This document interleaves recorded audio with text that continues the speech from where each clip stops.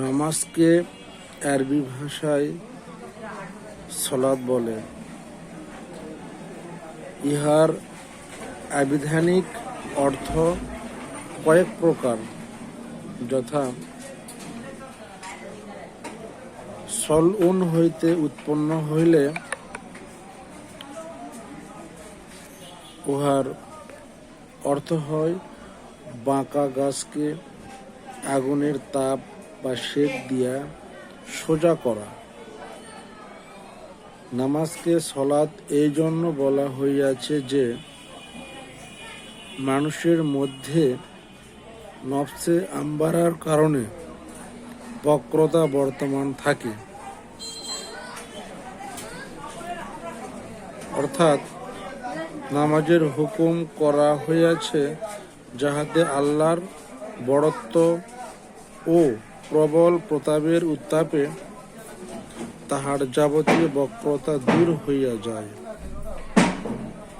এবং আগুনে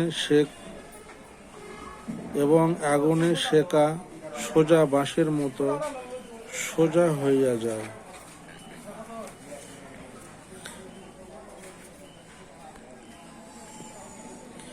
যেমন আল্লাহ পাক ইরশাদ করিয়াছেন, ইন্নাস সলাতা তানহা আনিল ফাহশাই ওয়াল মুনকার। নামাজ মানুষকে যাবতীয় খারাপ কাজ হইতে ফিরাইয়া খাঁটি মানুষে পরিণত করে এবং তাহাকে সোজা বাঁশের ন্যায় করিয়া দেয়।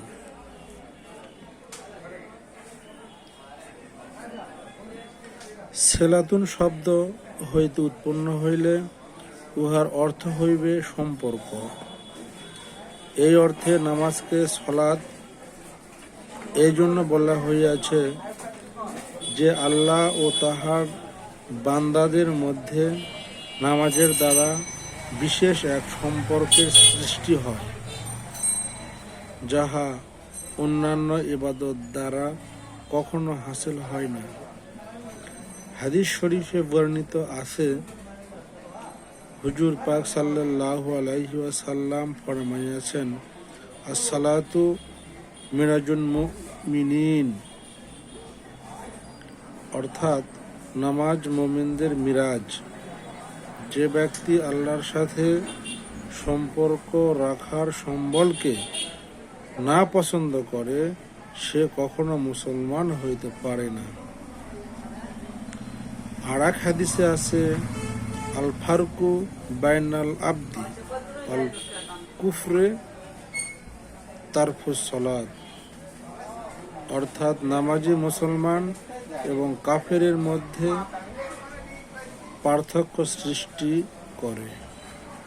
আর এক হাদিসে আছে, ফিকুল্লে শাইন আলামুন ওয়া আলামুন ইমানি সলাত, প্রত্যেক জিনিস চিনবার জন্য একটি চিহ্ন থাকে, কারণ নামাজ হইল ইমানের বিশেষ চিহ্ন।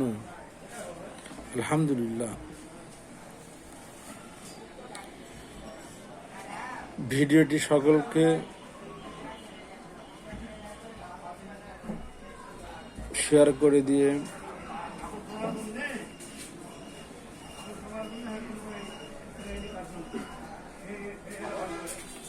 সকলকে দেখার সুযোগ করে দিন।